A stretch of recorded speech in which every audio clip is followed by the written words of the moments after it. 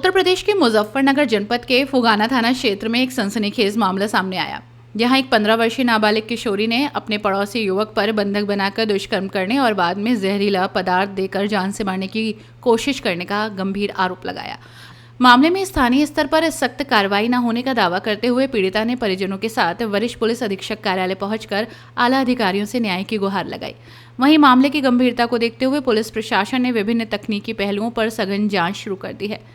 SSP कार्यालय पहुंची पीड़िता ने आप बीती सुनाते हुए बताया कि बीती 8 जून को वो अपने घर पर अकेली थी।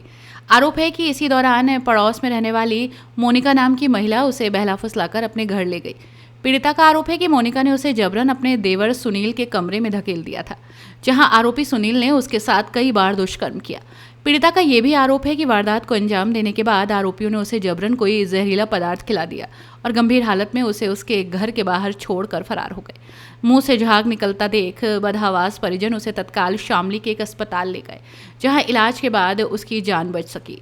पीड़िता ने कहा कि हम आरोपियों के खिलाफ कड़ी कार्रवाई चाहते हैं। कप्तान साहब ने हमें उचित कार्रवाई का आश्वासन दिया है। बयानों में विरोधाभास, पुलिस खंगाल रही है कुंडली। इस पूरे मामले पर पुलिस का रुख बेहद फूंक फूंक कर कदम रखने वाला है। पुलिस शुरुआती जांच में इस मामले को संदिग्ध मानकर चल रही है, क्योंकि पीड़िता के बयानों में विरोधाभास सामने आया है। सीओ फुगाना विश्वजीत सिंह ने बताया कि 9 जून को थाना फुगाना पुलिस को सूचना मिली थी कि एक नाबालिग लड़की ने जहरीला पदार्थ खा लिया है।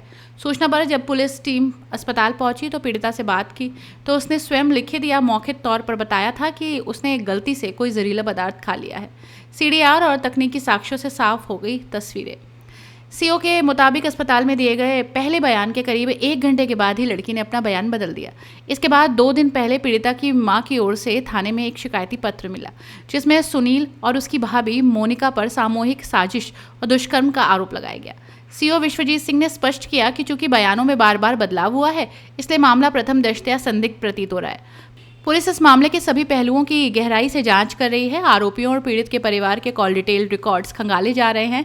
पुलिस अधिकारियों का कहना है कि जांच में जो भी वैज्ञानिक और जमीनी तथ्य सामने आएंगे, उसी आधार पर निष्पक्ष वैधानिक कार्रवाई की जाएगी।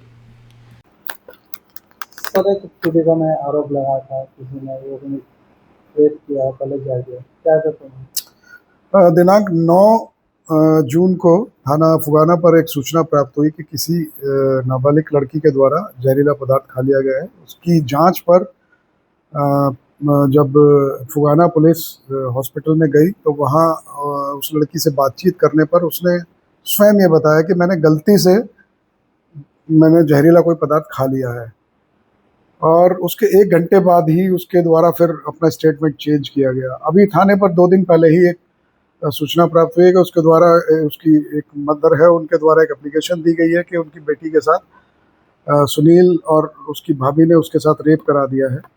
तो इस सूचना को थोड़ा सा जब देखा गया तो थोड़ा सा संदिग्ध सी प्रतीत हो रही है। तो इस संबंध में हम विभिन्न पहलुओं पे जांच कर रहे हैं, जैसे उसका स्टेटमेंट और जो आरोप लगाया है उसमें जो विरोधी जिसमें इसको विपक्षी बताया गया उसकी सीडीआर वगैरह की हम जांच कर रहे हैं, और जांच के बाद जो भी तथ्य सामने आएंगे उसके हिसाब से वैधानिक कार्रवाई की जाएगी।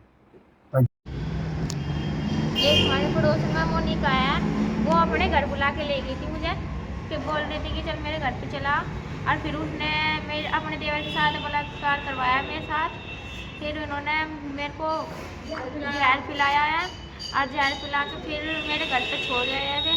और कहने की फिर मेरे मुँह से झाग लेके लगे, और मेरी मम्मी सामने ले गई थी मुझे डॉक्टर